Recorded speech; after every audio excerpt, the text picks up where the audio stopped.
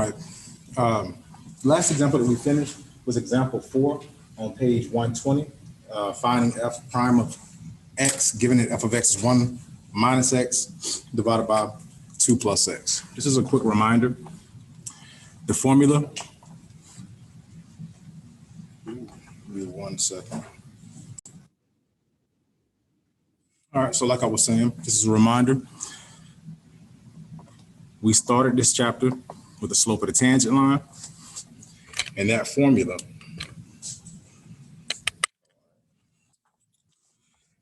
being the limit as h equal to 0 for f of x plus h minus f of x, and this is all being divided by h. This is one of the two formulas. Remember, that's the slope of the tangent line. We also went over that Newton notation for the derivative with respect to x, or f prime of x. Has that exact same limit definition. The limit as h equal to 0 of f of x plus h minus f of x all over h. All right. So, like I said, this is the Newton notation for the derivative, f prime of x, or the derivative of f of x with respect to x. There are other notations, a lot of different ways of saying the same thing. All of this is exactly the same thing. So f prime of x, or the derivative of f of x with respect to x, f prime of x. Remember that f of x and y, same thing. So derivative of y with respect to x, we can write that as y prime. These are the Newton notations.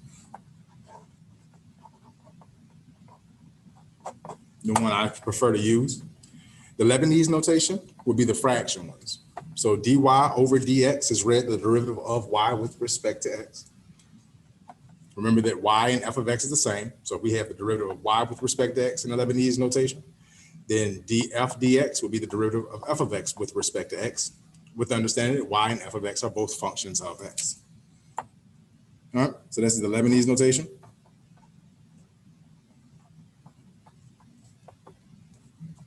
These are the two that we're going to be using the most. All right, so a lot of the definitions in the book use the Leibniz notation, and they also go back and forth from the Leibniz and the Newton. These are two different ways of saying the same thing. Keep in mind that y is f of x. These are some other notations that they may or may not use. They won't use these as often, but this is read the derivative with respect to x of f of x. This is also the derivative of f of x with respect to x. And this is the derivative with respect to x of f of x. All of these notations mean exactly the same thing. The slope of the tangent line, which is the derivative with respect to x.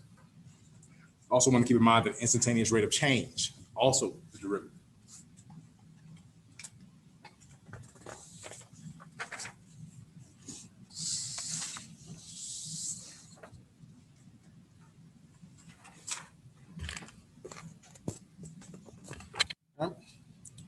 Theorem 3 states that a function f is differentiable at a if f prime of a exists.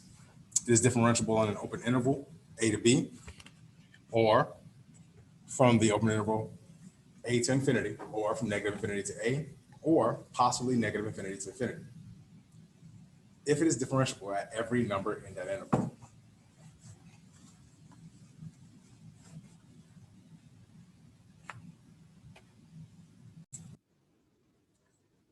All right, so in example 5, we're asked, where is the function f of x, which is the absolute value of x, differentiable?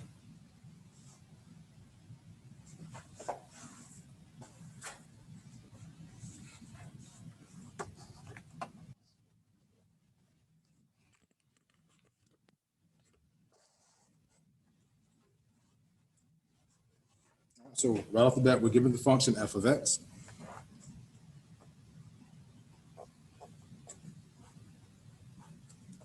Which is the absolute value of x. So to figure out where the function is differentiable, we're going to have to take an arbitrary value, a, which is representative of any x value on the number line. So we're going to set some parameters. We're going to state that if x is greater than 0, strictly greater than 0, then the absolute value of x is equal to x.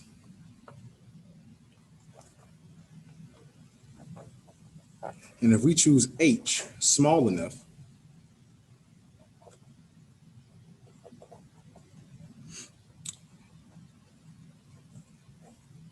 that x plus h is still strictly greater than 0. Hence, the absolute value of x plus h would just be x plus h itself.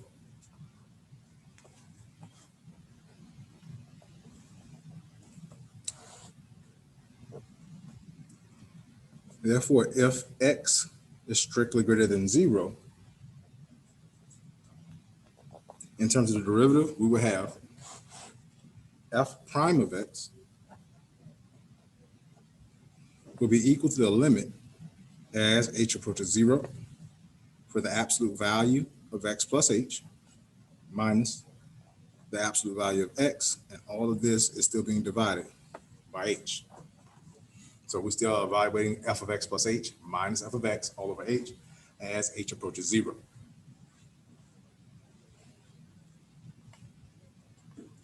All right, so working this out with the parameters that we've set, this would be equal to the limit as h approaches 0 of x plus h. This is because we know the absolute value of x plus h is x plus h. So if this is true here, then it's also true here. Minus x, because we know that the absolute value of x with these parameters is just x, just like we have here. And this is still all being divided by h.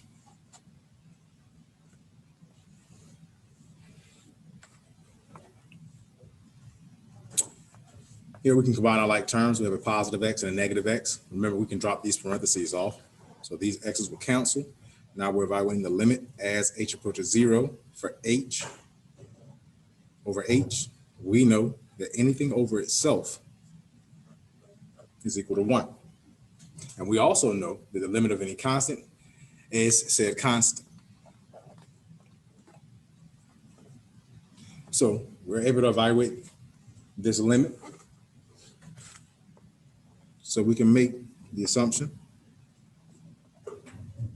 f is differentiable. And remember, that's just a very fancy way of saying that we are able to take the derivative for any x strictly greater than 0. We know this because we evaluated because we evaluated x for this parameter where x is greater than 0. We're able to evaluate the limit, which means we can take the derivative for any x strictly greater than 0. So obviously we're gonna have to set up that same scenario, and this time we're gonna have to make sure that x is strictly less than 0.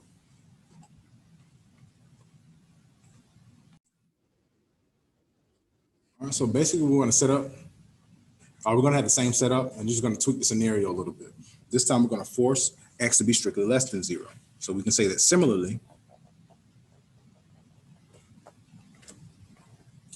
for x strictly greater than 0, for x strictly less than 0,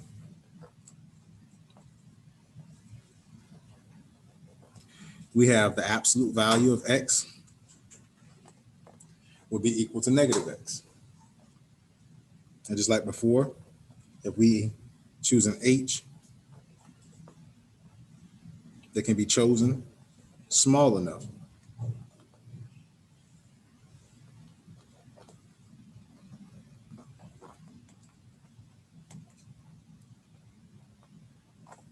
that the value of x plus h is still strictly less than 0,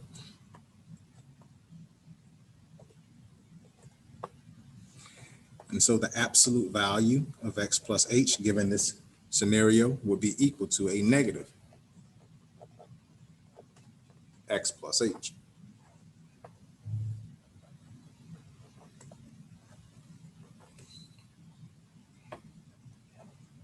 Therefore, for an x strictly less than 0, we can say that f prime of x will be the limit as h approaches 0 for the absolute value of x plus h minus the absolute value of x, and all of this is still being divided by h.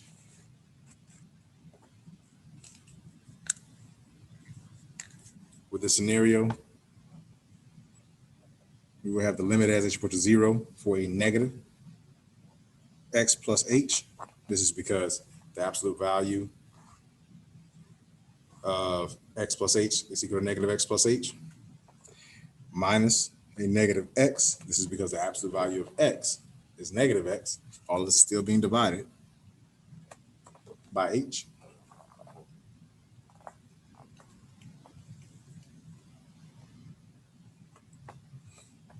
Still evaluating the limit as h approaches 0. Here, we can distribute this understood negative 1, which will give me a negative negative x minus h. And if we subtract the negative, the same thing as adding. So plus x, all is still over h.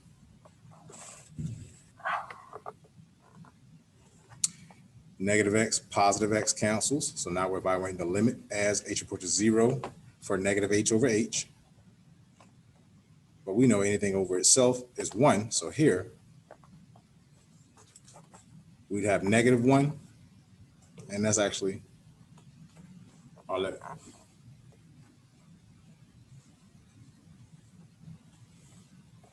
So just like before, the fact that we can evaluate this limit and get an actual answer lets me know that if any x strictly less than 0, we can take the derivative of it, therefore it's differentiable on this interval as well. All right, I'm just going to pause it for everyone so we can copy this down.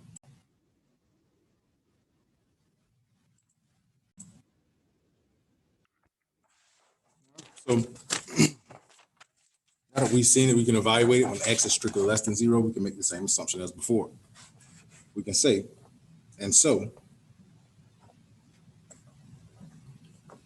f is differentiable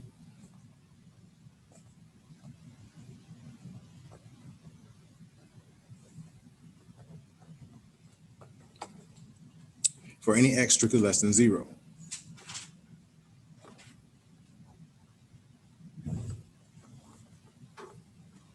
Now, the last part is for us to evaluate when x is strictly equal to 0. So we've analyzed every value less than 0. We analyze every value greater than 0. Now we need to see what happens when x is 0. We can investigate.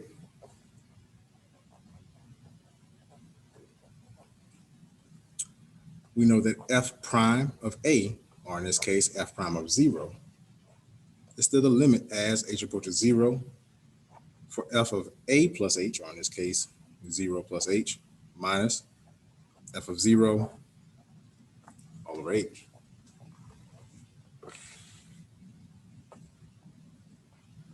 So that's going to be the limit as h approaches 0 for the absolute value of 0 plus h minus the absolute value of 0 all over h.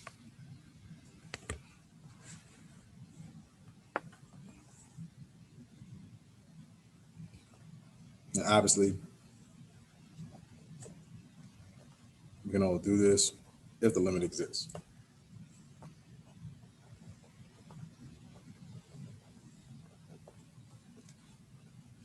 All right. So in order for us to see if this limit exists, we're going to compute the left and the right hand limits separately.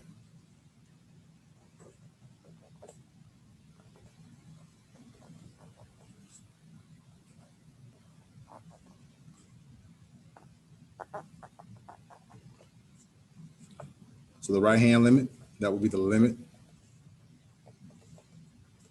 as h approaches 0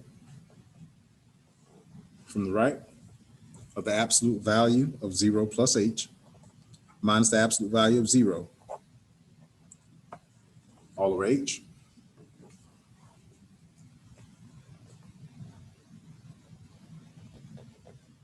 This is the limit as h approaches 0 from the right for the absolute value of h over h. This is because 0 plus h is h. Obviously, the absolute value of 0 is 0, so there's no need for us to write it. Now, we know that if we're approaching 0 from the right, that means x is strictly greater than 0, so the absolute value of h would simply be h. So now we have the limit as h approaches 0 from the right for h over h.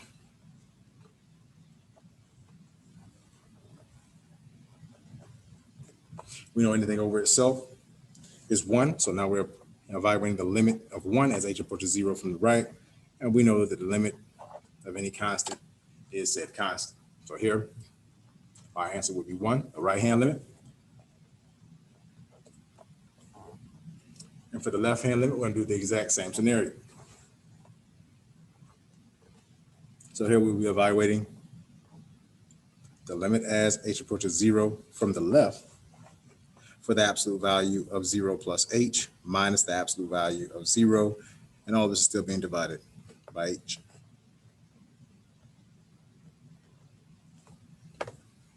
So that's just going to be the limit as h approaches 0 from the left for the absolute value of h over h. Here we're approaching 0 from the left, so x is strictly less than 0. So the absolute value of h would be negative h here. So now we have the limit as h approaches 0 from the left of negative h over h. We know anything over itself is 1, so negative h over h would be negative 1. So now we're evaluating the limit of negative 1 as h approaches 0 from the left, and we know that the limit of any constant is set constant. So we can see that the right-hand limit, positive 1, the left-hand limit, negative 1. Remember, in order for an overall limit to exist, the left and the right must agree. So we can say without a shadow of a doubt that f prime of 0 does not exist.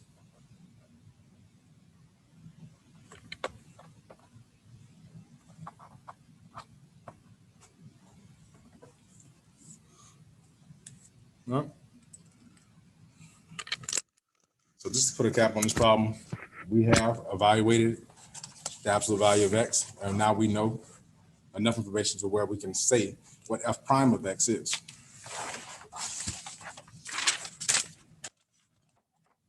So f prime of x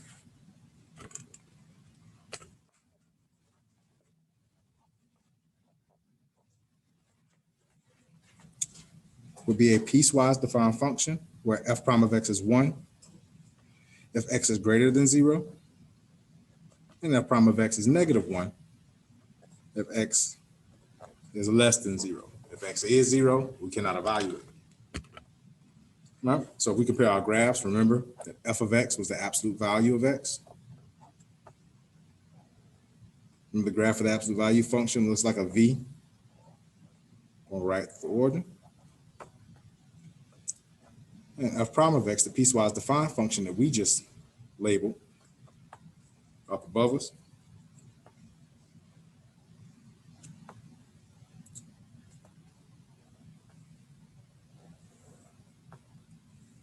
we know our points of interest are at 1 and negative 1. We have open circles on both 1 and negative 1 themselves because we can evaluate f prime of 0. We know the right-hand limit for f prime of x is positive 1. The left-hand limit for f prime of x, negative 1. So this would be my piecewise defined function. All right. Note the decreasing interval for this function below the x-axis on the graph of its derivative. The increasing interval for this function above the x-axis on the graph of its derivative. We do have a horizontal tangent. So why don't we have a heel, or excuse me, an x-intercept right where that horizontal tangent is? This is because we can't evaluate it at x equals 0, so there is no x-intercept. This is because we have a point, a corner, or a cusp on the graph of the original, means that even though we have a horizontal tangent, we will not have an x-intercept there. So we want to pay attention to points, corners, and cusps on the graph of the original function. All right, so the graph of the original function had a point right here at 0. This is why 0 is not differentiable on the graph of its derivative. Any questions on example 1? Oh, excuse me, example 5.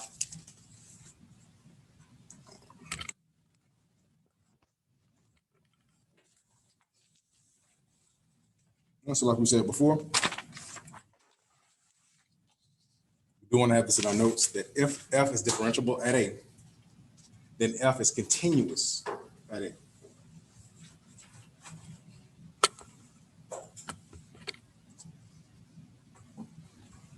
We also want to keep in mind too that the slope of the tangent line is where all of this started. So the slope of the tangent line, the derivative, instantaneous rate of change, all different ways of asking for the same thing. The limit as h approaches 0 for f of x plus h minus f of x all over h.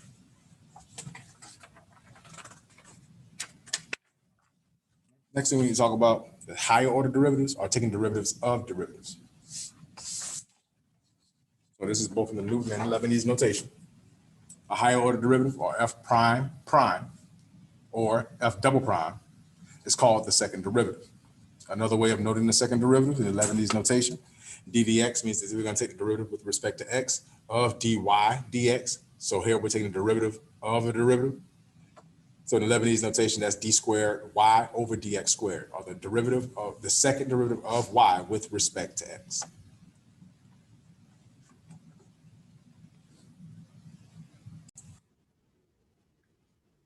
So in example 6, this is our first opportunity to take a derivative of a derivative. If we're using that limit definition, you can see how much work this could really be. So in example 6, it says if f of x is equal to x cubed minus x, find and interpret f double prime of x. So we're going to have to take a derivative of a derivative here. Good thing is, earlier in this section, we've actually already taken the first derivative of x cubed minus x. So just cut down on some of that work. Now remember, we're all going to start 2.3 today before we finish it, but we do have formulas for this. Remember on the test, it just says find a derivative using the limit definition, and then it say definition, bold and underline. You must evaluate the limit definition. The limit is h equal to 0 of f of x plus h minus f of x all over h. All right.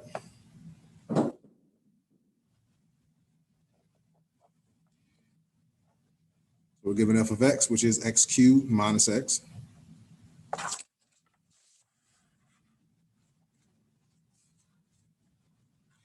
And we refer back to example 2 in this section.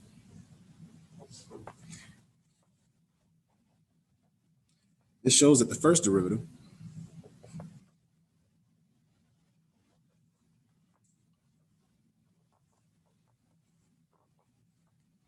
or f prime of x, we already worked out to be 3x squared minus 1.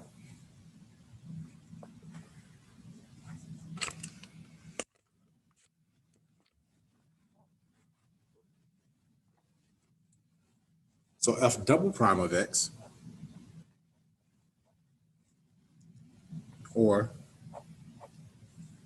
f prime of x, would just simply mean that we're going to treat f prime of x the exact same way we treated f of x when we found the first derivative. So now we're evaluating the limit as h equal to 0 for f prime of f of x plus h minus f prime of x all over h.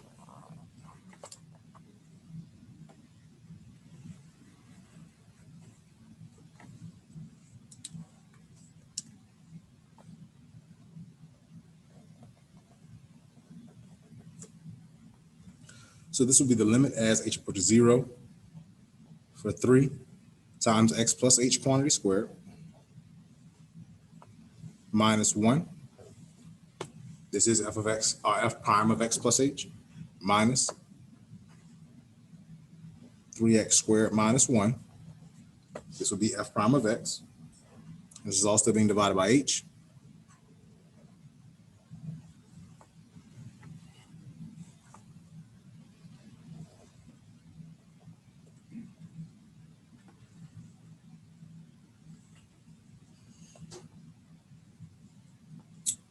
Expanding x plus h squared, or x plus h times x plus h. If we go ahead and distribute that 3, we'll have the limit as h equal to 0 for 3x squared, plus 6xh plus 3h squared minus 1. And if we go ahead and distribute this understood -1 here, it's going to change the signs in f prime of x. So we'll be subtracting 3x squared and adding 1. All of this is still being divided by h.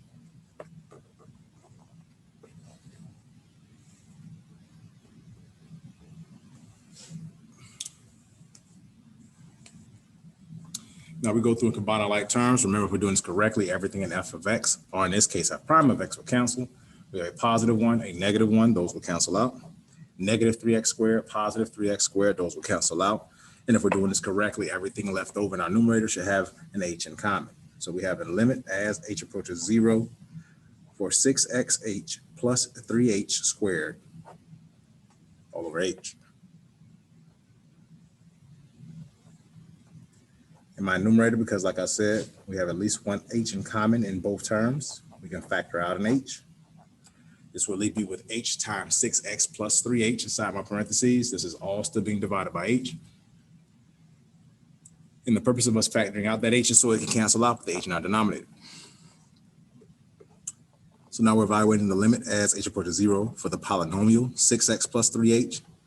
And this is good because we can evaluate any limit of a polynomial by direct substitution. So this will give me 6x plus 3 times 0, or just 6x. So f double prime of x, 6x.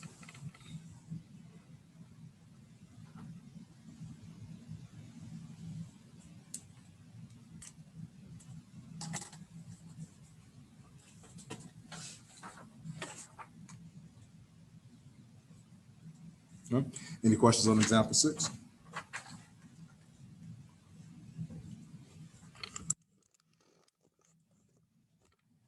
Example 7. Example 7 states that if f of x is x cubed minus x, find f triple prime of x and the fourth derivative of x. So there is no limitation for the higher order derivatives, but we will start to see a characteristic show itself. All right. Now, obviously, this is the same problem from the previous example, so we can go ahead and see that from example 6,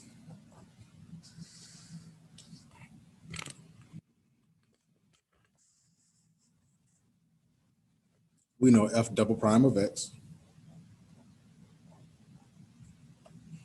is equal to 6x. Now, if we were to graph this function, we would have to graph the function y is equal to 6x. The graph of this function would just simply be a line. More importantly, the line will go through 0 and it would have a positive slope of 6.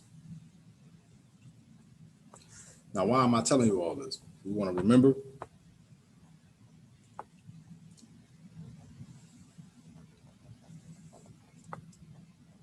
that the derivative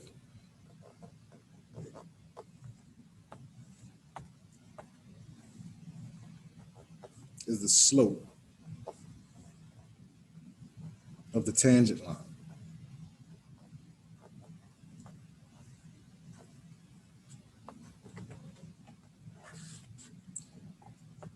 So f triple prime of x, what we're looking for, will be the slope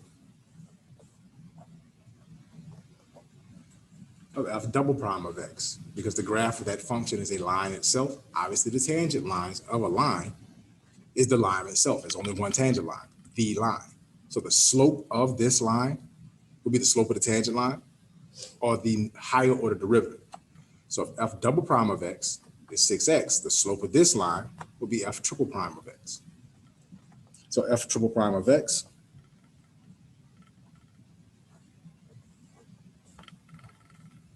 is equal to 6. That is the slope of the line for f double prime of x. More specifically, the slope of the tangent line, because there's only one line. All right, so like I said a few times, remember that the slope of the tangent line is f prime of x, and this is true for every higher order derivative. So the slope of the tangent line is f double prime of x, slope of the tangent line is f triple prime of x, slope of the tangent line would be f quadruple prime of x, or the fourth derivative of x, which we are asked to find in this example. So the fourth derivative of x will be the slope of the tangent line for f triple prime of x. If we were to graph f triple prime of x, this would just be y is equal to 6, which is also a line. It's just a horizontal line. It goes through 6 on the y-axis. Now, if it's a horizontal line, what would the slope of that line be? Brave soul. What's the slope of a horizontal line? Or horizontal tangents have what slope?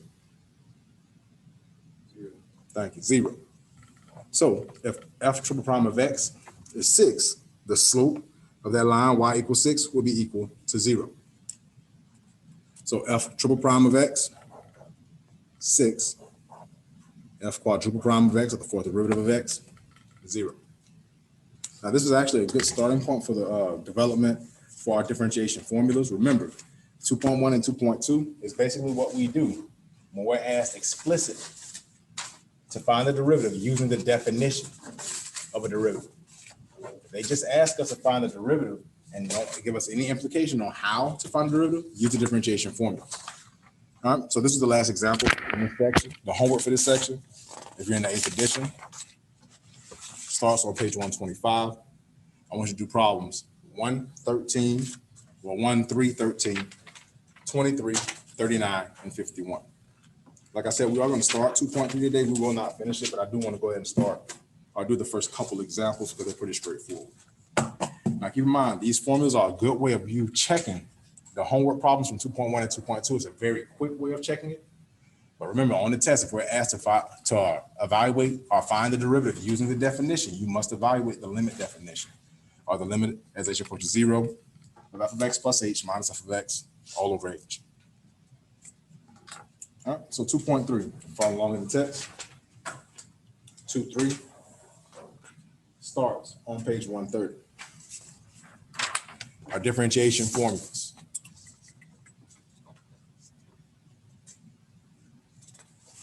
Now, we look at the previous example, or the last example in 2.2. This builds for our first differentiation formula.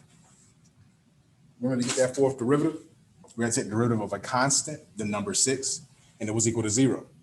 This is because the derivative of any constant is equal to 0. Because y equals a constant gives me a horizontal line. Horizontal lines have a slope of 0. So the derivative of a constant, notice that they are using the Lebanese notation. But the derivative with respect to x of any number c, a constant, is going to be equal to 0 every single time.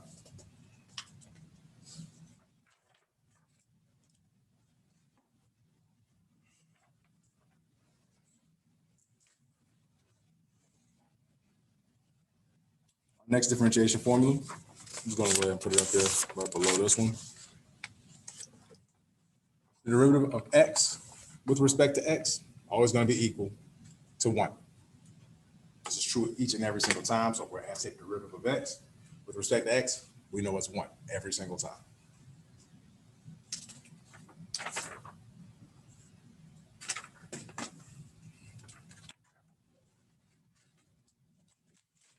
Our next rule is called the general power rule. This is the most important rule from this point forward in this class. Calculus 1 is basically derivative calculus. The easiest, quickest, the most concise way of finding a derivative with respect to x is to use the general power rule.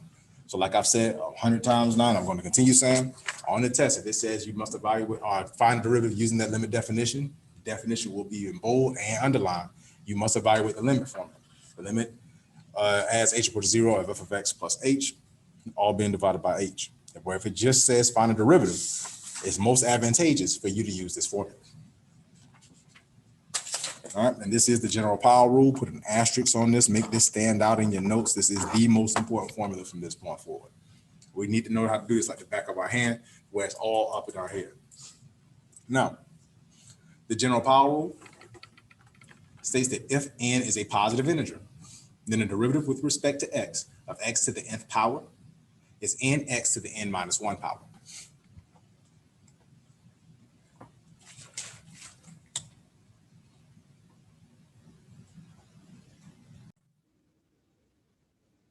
All right, so if we're given an x to any power that's assumed to be positive, because if it's negative, we know how to handle that algebraically. If we're asked to find that derivative, all we do is take the exponent, bring it out front, decrease the exponent by 1. That's the general power rule. Every single problem we've done up to this point using that limit definition, this is the easiest way to check it. This is why the derivative of x cubed minus x, I'm just going to show you this using the general power rule, and note how much quicker it is than using that limit definition, x cubed minus x, the one we've done a few times. We already know that f prime of x, 3x squared minus 1. General power rule, the derivative of x cubed, bring a 3 out front, decrease the exponent by 1. one of our rules, the derivative of x is always equal to 1. That's much quicker. And we have a lot less opportunity to make a mistake than that limit definition. This is why I'm only asking you to do it once or twice. And the reason I took 2 days out of my, 2 days out of class to explain it to you is because it's a lot of opportunity to make a mistake. You do have to do that for me once or twice on the test, one with a polynomial, probably again with a fraction. After that, it just makes more sense to use the general power rule. All right. Also, use the general power rule to check yourself. After you're done with all that algebra, you know what you should expect. And that's only going to take 2 seconds to check. Example 1. This is a general power rule along with a permutation of the notation. Remember, the way that they've introduced the derivative, slope of the tangent line, and the tangent for interchange, 11 these other Newton notation, can really throw you off. Also keep in mind too that x is a variable. So this general power rule works if we use a as a variable or r as a variable, or q as a variable. All right. So part A, if f of x is x to the 6th power, then f prime of x, note that they're using the Newton notation here, will be 6x to the 5th. General power rule, my exponent 6, bring it out front, decrease the exponent by 1, my derivative 6x to the 5th. Part B, if y is equal to x to the 1000th power, then y prime is 1000 x to the 999th power. Note the difference between using f of x and y. Still using that Newton notation because we use prime to denote the derivative with respect to x. Still applying that general power rule. Here my n is 1000, bring the exponent out front, multiply by x, decrease the exponent by 1, 1000 x to the 999th power is the derivative of y with respect to x. Part C, if y is equal to t to the 4th, then dy dt will be equal to 4t cubed. Note the difference here, that we are now making y a function based off t, so we're treating t like x. Nonetheless, the general power rule still applies. Bring the exponent out front, decrease the exponent by 1. That's my derivative with respect to t. So we're treating t like x, so we're going to be noting it like x. Note the Lebanese notation, the derivative of y with respect to t. This is a different way of saying the exact same thing. All right, so don't let the fact that don't let the presentation throw you off. Be well versed and know all the different ways that they can denote derivative. And lastly, dr or ddr of r cubed. This is derivative with respect to r of r cubed. We're treating r just like x. This derivative, applying the general power rule, my exponent 3, bring the 3 out front, multiply by r because r is being treated like x, decrease the exponent by 1. So ddr of r cubed, 3r squared. Any questions on example 1?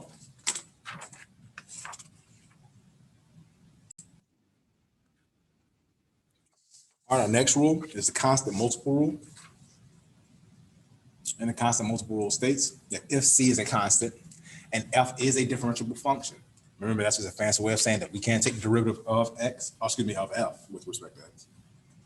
Then ddx of c times f of x will be equal to c times ddx of f of x, which simply means that if we're taking the derivative of some number times a differentiable function, we can pull the number out, take the derivative with respect to x of that function, applying the general power rule in most cases, get that derivative, and then simply multiply by the constant multiple.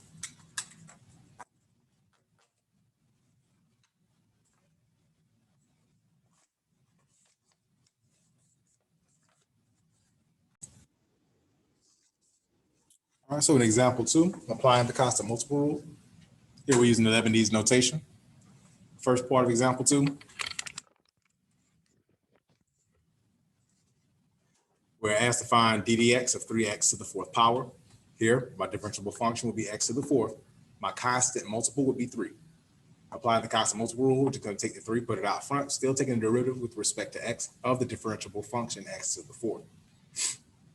Using the general power rule, the derivative of x to the 4th, 4x cubed, taking the exponent out front, decreasing the exponent by 1. Still need to multiply by that constant multiple 3. So now we have 3 times 4x cubed, or 12x cubed will be the derivative with respect to x of 3x to the 4th. Sometimes the constant multiple is not obvious. Here, ddx of negative x, that's an understood negative 1 out front.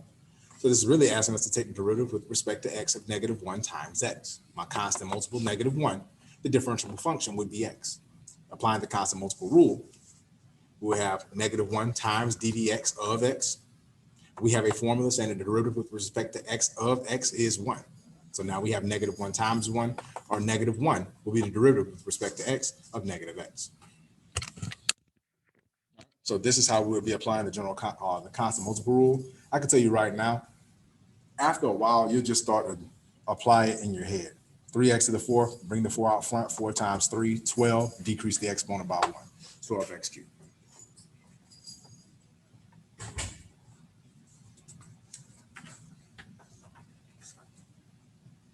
All right. We have two rules that are kind of in conjunction with each other.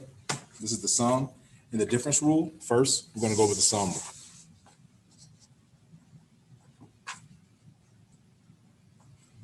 All right. Sum rule states that if f and g are both differentiable, then the derivative with respect to x of f of x plus g of x, or the sum of two differentiable functions, f and g namely, will be equal to the derivative with respect to x of f of x plus the derivative with respect to x of g of x. So this is very similar to that sum rule that we use in the limit laws. The derivative of a sum will be the sum of its derivatives.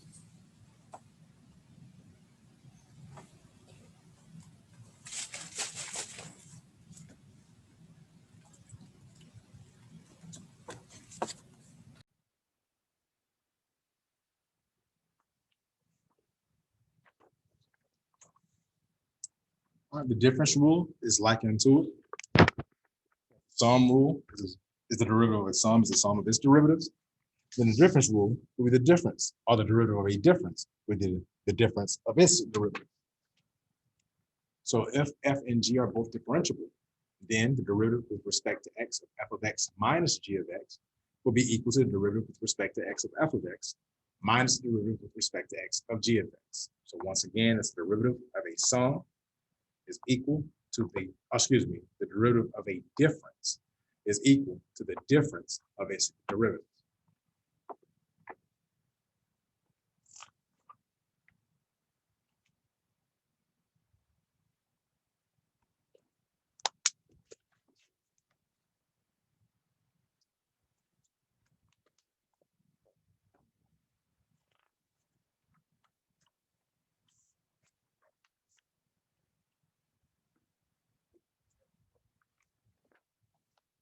So we can use the sum, the difference, general power rule, the derivative of a constant, and derivative of x, all in conjunction with one problem without really writing a whole lot.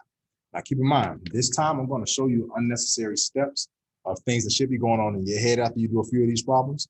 But because it's the first example we have where we're using all of these rules in conjunction, I want to take a second and point out how we're applying each rule. All right, so remember, you just have to use these rules appropriately. You do not have to tell me what rule you're using. So in example 3, we're given the derivative with respect to x of x to the 8th plus 12x to the 5th minus 4x to the 4th plus 10x cubed minus 6x plus 5.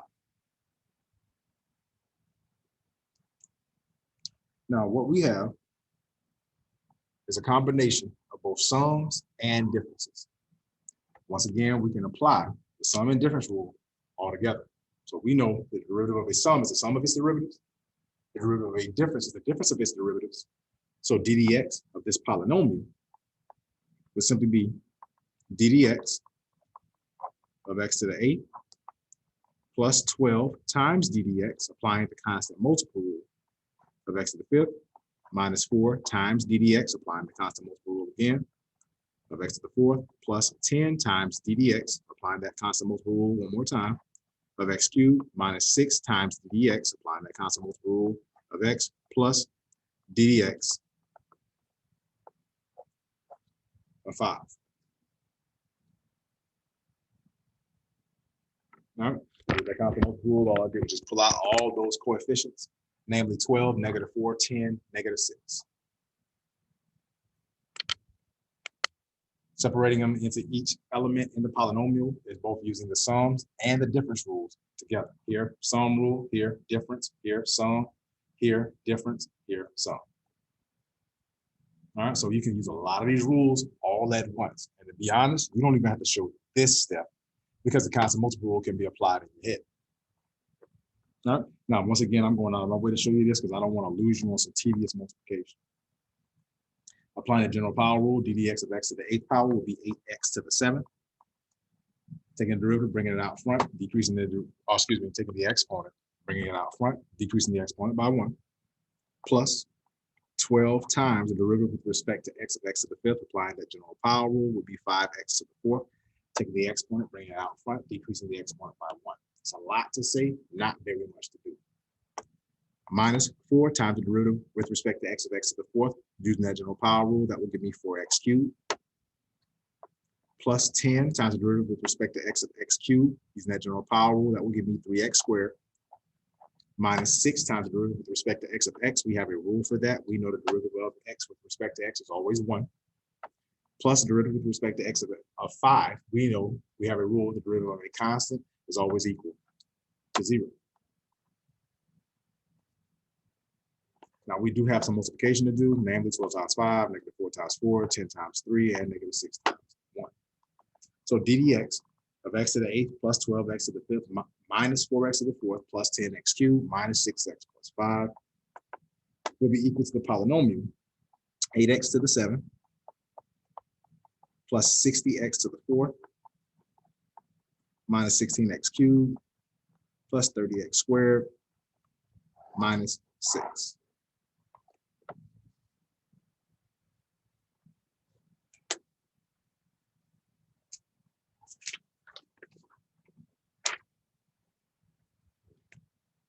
Any questions on example 4? Example 3.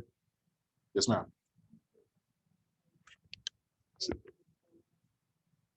Said it. Tell me when to stop. You good from here to here?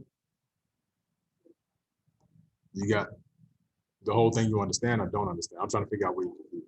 All right, so do you understand the rules? Like I was saying, the derivative of a constant equals to 0, you get that? All right, the derivative of x is equal to 1, you get that? The general power rule, the derivative of x to the n, x to the n minus 1, or we take the exponent, bring it out front, and then decrease the exponent by 1. You get that? I'm gonna show you again. So, like I said, that's the one I showed that you gotta put a star beside. It's the most important rule that we're gonna have. If you don't understand the general power rule, this is all gonna seem like Spanish to you. All right, general power rule, we're asset derivative of x to any power, as long as that power is positive.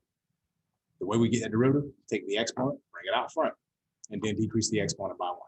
An example of that, x cubed. The exponent is 3, bring it out front, and then decrease the exponent by 1. 3 minus 1 is 2. So derivative of x cubed, 3x squared. Make sense? This is what we're using so many times that it's easy to get lost in. So here, the derivative with respect to x of x to the 8th. What's the exponent? So when we're applying the general power rule, what should the derivative be? 8 minus 1 equals 7, so that's my exponent. But don't forget to bring that 8 out front. So derivative of x to the 8th power, 8x to the 7th. Does this make more sense now? Because it's just using that same general power rule here, 5x to the 4th, here, 4x cubed, here, 3x squared. The derivative of x is 1. Derivative of any constant, 0. Constant multiple rule says that we got some numbers in front of x, bring them out front, get a derivative, and then multiply. And that's what we did here. All right. Example 4. Making sure that we haven't forgotten the things that we've learned in 2.1 and 2.2. Example 4 says, find the points on the curve y equals x to the 4th minus 6x squared plus 4, where the tangent lines is horizontal. Matter of fact, I think this was a good one to stop on. I want you guys to try this on your own, and we'll pick up here on Wednesday. All right, so if you guys, the ones that are here, remind me on Wednesday. We did not do example 4. This is where we need to start. All right, if you guys don't have any questions for me, you're free to go. Keep in mind, PowerPoints are posted on Blackboard. We do want to do the homework as we're going over them. This way we have an opportunity to ask questions. If you have any questions from the previous homework, now is a great time to do it. If not now, come by the office. I'll be in the office tomorrow from 1 to 3:30. I'll try my best to email you guys. All right, but if you don't have any questions, you guys are free to go, and I'll see you on Wednesday.